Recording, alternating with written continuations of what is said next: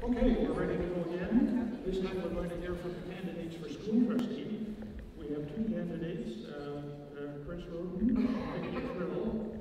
They have drawn numbers. They had to fight over the first one. The rules are all the same as we just went through. A 3-minute start. We'll have up to 20-minute available for questions. A 1-minute wrap-up. And so let's get rolling right now and ask Vicki Frill to give us her intro. Thanks, Rob. The mics are on now. So thanks again to the Chamber and to Ashcroft TV Society for doing this event tonight, and thank you all for coming. I asked for friendly faces and I can see lots. I was thinking, yes, I could probably almost name all the names. Just over 25 years ago, I was actually in this gym up there for my high school graduation. And it seems like a long time ago. And as I reflected over the last 31 years, in both Ashcroft Elementary and Ashcroft Secondary, I've been a student, I've been an employee, and I've been a volunteer. As a student, I learned and I had fun in these schools. As an employee, my knowledge broadened and I learned how to be a leader. And as a volunteer, I found that I've connected with the hearts and minds of students and staff and in the community. I really enjoy investing in youth. And as I anticipate another basketball season coming up, I think about those first few practices and how in each of those practices I look, who do we have? What's the strengths? What's the weaknesses? How can we maximize the strength and minimize the weaknesses? I love that as a coach, trying to put it together with whatever I have in front of me. Almost every year, senior boys included, I look at my 5'5" and under players and I think, wait a second, basketball, when you have tall people, that's usually an advantage. So I formulate my, how can we do this? And we have practices, we make plans, and I tell them every year, don't worry about those tall ones. If you make it down to the hoop before they do, they're no problem for us. This same philosophy is true in working with the school district. If we can identify what those strengths and weaknesses are and find a way to maximize the strengths and minimize the weaknesses, we'll have all kinds of successes. You've told me some of your concerns, maybe what you view as weaknesses. A couple of them is the fact that we have declining enrollment, and as a result, schools have been closing. Also, some people have mentioned to me a limited selection of specialized courses. And although no one's happy about these facts, we should ask the question, what can be done? How can we minimize these weaknesses and maximize the strengths? Well, if we look at declining enrollment, what an opportunity to be able to be more focused on individuals. And if we look at course selection being limited, we look around in our community at these talented people that we have. How can we partner with them so that our students can have some wonderful opportunities, and also so that our community members can share in the resources and in the experiences that all of this brings. The work to minimize weakness and maximize strengths, they've already begun.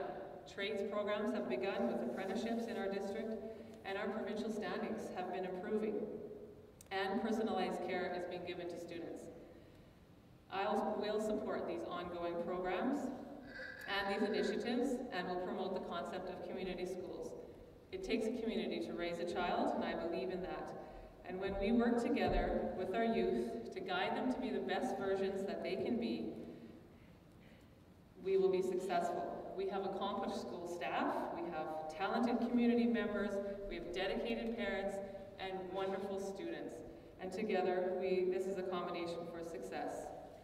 Core subjects such as reading, writing, and arithmetic are crucial foundations, but equally important is preparing our youth for the workforce, to think creatively, to think critically and compassionately, and to enjoy the years they spend in school. This would be my goal as your trustee.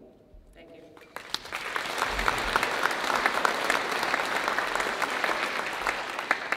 Thank you. Now we'll hear from Christopher Roden. Good evening. Thank you for coming. I'm Christopher Roden, and I'm asking you to elect me as school trustee for the village of Ashcroft for a third term. I've lived in Ashcroft since 1997 and have been involved with the Ashcroft schools since my own son entered kindergarten in 2002. I also served as treasurer of the elementary school pack for 4 years. By trade, I'm a self-employed book publisher, proofreader and editor with a background in banking, financial management and tourism. I've been a volunteer with Winding Rivers Arts and Performance Society, and I'm working with the 2015 Wellness Committee for the Wellness and Music Festival. My priority is student success. Education is all about our students. And is all for our students. The voice of the trustee for the village of Ashcroft is one of 7, serving all the students in a very large district. Time for travelling to many meetings throughout the district is an important consideration in the work of a trustee, and I have the time to undertake this. Times and needs are changing. The workplace demands skills not conventionally available to students, in some cases practical and technological rather than academic skills. And our education system has to adapt to these needs. I hope to be able to make a contribution as to how the district addresses the new curriculum as it's developed. I'd also like to see a conversation initiated with homeschooling parents as to why our public education system does not meet their needs. Our priority in Ashcroft has to be seeing the K-12 school amalgamation through to completion. This has been a long process, and I was pleased to be able to influence our board in establishing a steering committee to discuss what this community wanted to see in its school. As a result of our committee discussions, the budget for the K-12 school increased from a suggested 1.4 million to 2.3 million. Where the K-12 school is concerned, we need to have a discussion with our village around safety. There needs to be some improvement to roads and sidewalks leading to the school. I'm also anxious that the benefits outlined for students at the K-12, i.e. the earlier participation in group sports, shop programs, band, etc., are seen to happen. Re-elect me, and you can be sure of strong advocacy on all matters which will benefit our local students. I ask you to vote for the continuity and experience of my 6 years as your trustee. I'm accountable, know the limitations of what can be done within our district budget and ministry financing, and I'm committed and hardworking. I ensure that my preparation for meetings equips me to contribute to discussion and decision making. I'm committed to the community, but it's our students above all where my commitment lies. Our students are the future, and they deserve the best education we can provide for them. I ask your vote to serve as your trustee for a 3rd term, and thank you for your time. Thank you.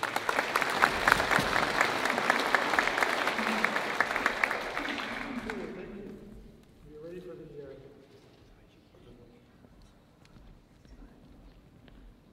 closer to the noise? It's hardly a fashion item. It's not. Okay, here come the questions. First one, and it's for both of you. Assuming children are your #1 priority, what will your first action be to support a better education for our children? You've already answered this one, but you want to take another run at it? I think our first Oh, sorry. Assuming children are your #1 priority, what will your first action be to support a better education for our children? First action. I think action is ongoing, and we support, as a trustee, your part of the board has said, you support the initiatives that are being introduced by staff. You look at the questions of personalised learning, you see how that fits into the BC education plan and what the goals and aims of that are.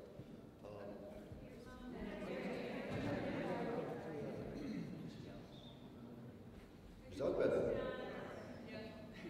Flip it on your nose, it works. It probably would.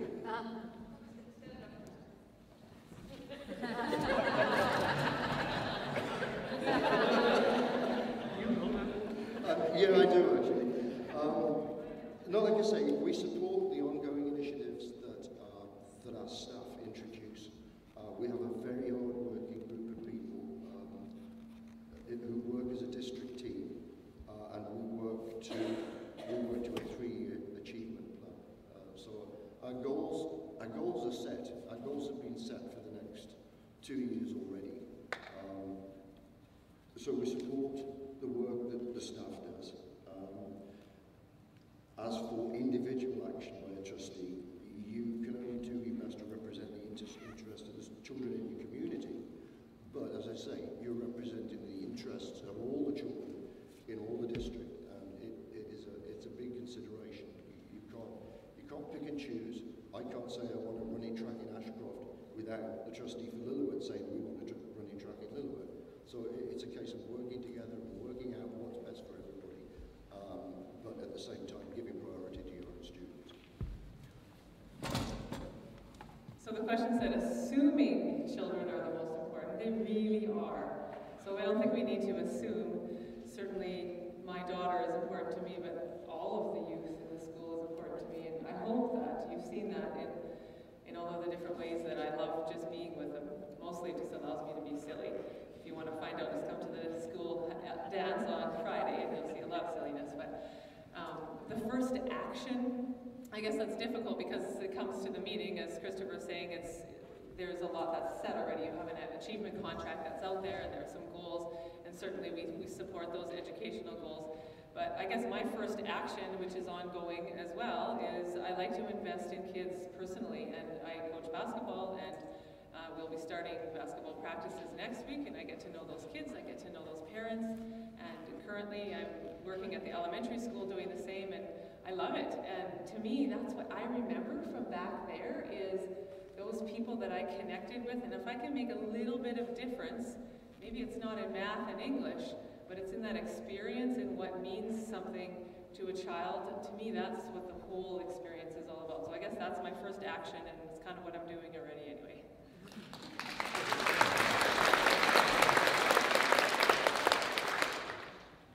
Could you give us your thoughts, please, on homeschooling? Either of you. Yeah.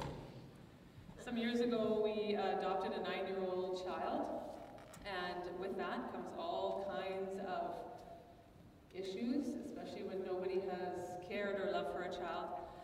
And after about a year in the school system, it became apparent to us for various reasons that we needed to pull him out and just spend that time bonding with him and understanding who he was. So we homeschooled for 2.5 years.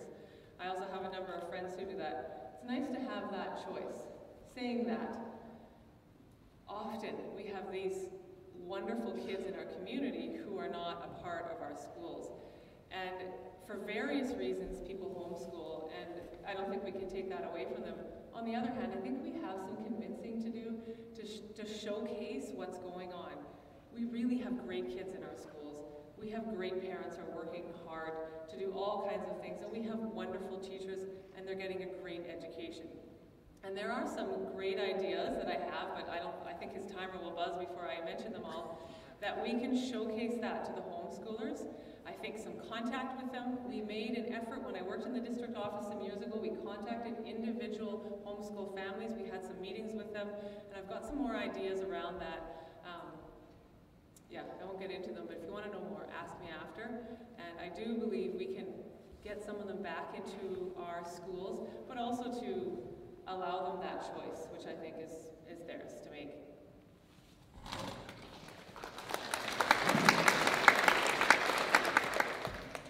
Well, as I mentioned in my introductory remarks, I'd very much like to see discussion taking place with our homeschool parents to really establish why they choose that route. It seems to me that there may be a built-in aversion in some people's minds to the public school system, that they don't feel it measures up to the standards that they want their children to achieve. But unless we actually talk to those people and find out, nobody can argue with their undisputed right to educate, have their children educated in whatever manner they see fit. But is there a way that we can convince them to get their children into the school system so that we can see our school population grow? Get the numbers up, more involvement in sport, more involvement in music. I think we just have to have the conversation. But I do not disagree with people who want to do that. I just like to know in some cases why they do it.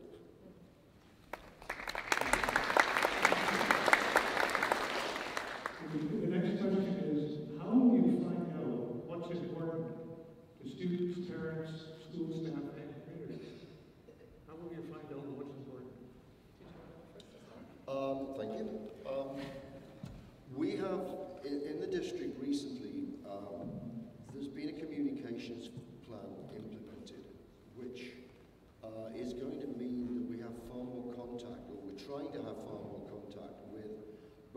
parents and students, our staff, everybody in the district, which we haven't necessarily had before.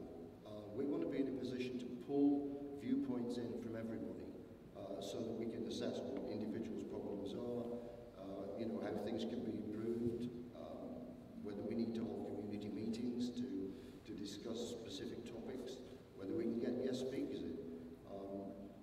All these things can bring parents into a school situation to be made aware of things that aren't just school jargon. So I think that's probably what I need to say. Communication. So the way that I believe that needs to happen is just by knowing you, by being involved, whether it's through volunteer or whatever. Currently, being a part of the PAC is a great way to hear what's important to moms and dads. Being a part of the school community is a great way to know what's important to students and to staff. And just talking about it here and there and everywhere, I think that's where you get those candid conversations. And, I've been talking to some of you door to door, and you've given me some really good ideas, and really that's the way to do it, is I think a lot, it's just a natural conversation, and through volunteerism. Of course, there's a time and a place for larger meetings, but I think the communication stays open and honest when we can just keep those constant, candid conversations going.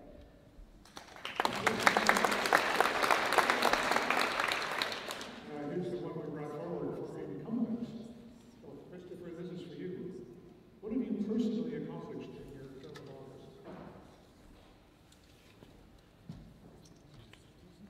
In the last year, I would say that I was pretty instrumental in seeing that steering committee set up to discuss what people wanted to see in the K-12. We could have just as a board taken a vote and decided close it, full stop, the elementary school. The discussion that I was able to force around the table, if you like, or to get a discussion going around the table, was that we would accept the idea in principle to close the elementary school, but subject to having our steering committee in place, talking to staff, talking to parents, talking to students, and saying, what do you want in that school? And as I said earlier, the discussions led to the final budget for the school conversion, rising from 1.4 million to 2.3 million. The other thing I think I am proud of is that from an education committee that I was chairing came the initiation of the LGBT policy that we have connected with bullying in our schools. And Gold Trail was in fact one of the first schools in the province one of the first school districts in the province to have an LGBT policy on its books. So I'll list those two.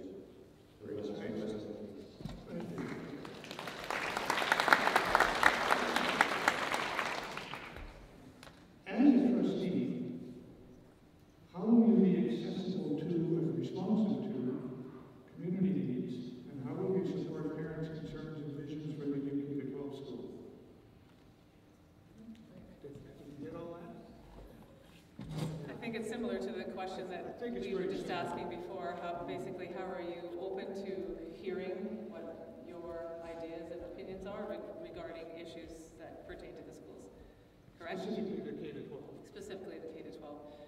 We're feeling a loss at losing a school. I mean, Mary Grace has said to me, but Mama, I always play by that tree at recess time. And for various reasons, we are feeling a loss, whether you're a student or whether you're a teacher or a staff member or a community member. There's a loss at a closure of a school. At the same time, I think we have a great opportunity to make this a great place, not only a facility, but a great place. We're not losing our students. We're not losing our staff. And they are the heart and the soul of the school. One of the ways that I think that we can meld all of these losses together with the opportunity is to focus on the idea of a community school. So that's using the resources we have in the community, the talents, the the expertise that we have, and molding it together with what's happening in the school. And not only does that help our students and our staff, but it also helps our community to have just an enhanced community, really. And as we see in every community, which is one of the reasons the board tries very hard to keep schools open in communities, is that's often the heart of the community. Everything centers around the school. And so why not grasp this community school philosophy and incorporate it here, and let's do it before the kids start. Let's make this a wonderful, exciting place in September 2015. And please come and talk to me about all of your ideas, and I will do everything I can to get those ideas out there to make this a great place for everybody come 2015.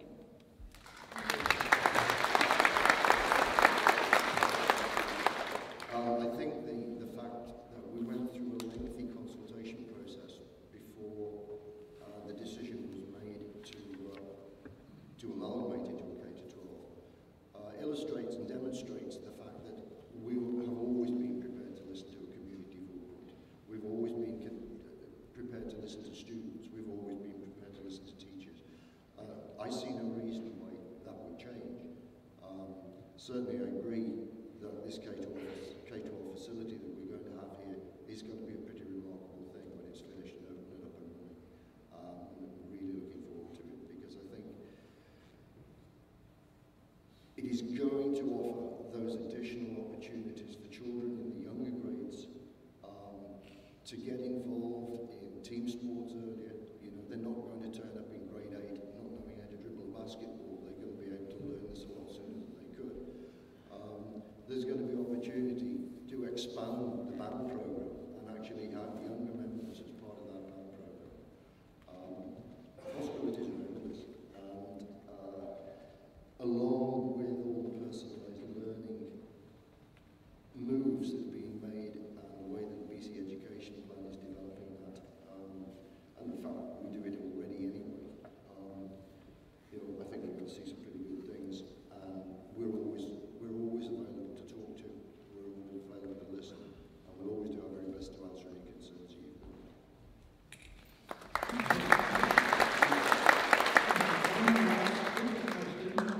What's important to you in decision making? What's important to you in decision making? Being prepared and having the facts. Yeah, and for me, not stepping on the cord, yeah, listening so that I know what's going on. I was part of the Ashcroft Implementation Committee for the board that was preparing for the K-12. And so I heard your responses. I've been hearing them lately too, and I just hear them all the time anyway. That's important to me. What's also important to me is to not drag your feet into decision making. So collect the information, have the discussions that are necessary, you know, cross the T's, dot the I's, but let's not waste time. I'm kind of a get-her-done kind of person. Sometimes my husband does have to slow me down, but that's important to me though, of course, to follow the process, to listen to the input, but then to get her done. And so electing me, I'm hoping that I can get her done for you and for students.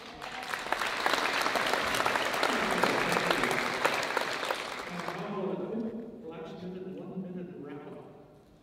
And we'll do this in reverse order. How did we get here? So then we put Christopher first.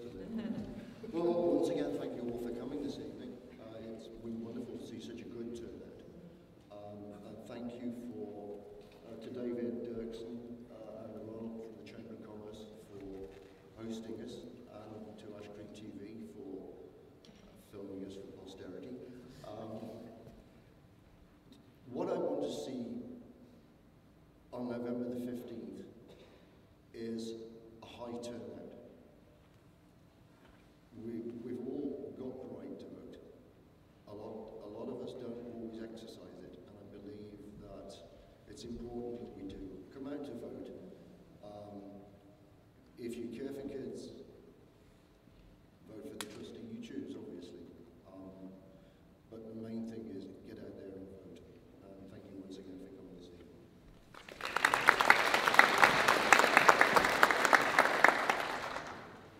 Thank you for the reminder to get out there and vote. I was so encouraged this evening to see all the candidates out here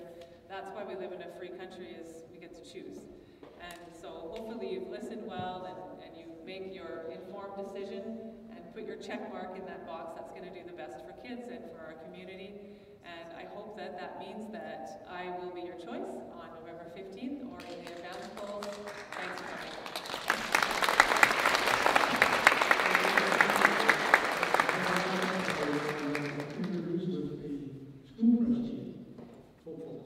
Pardon me? Oh.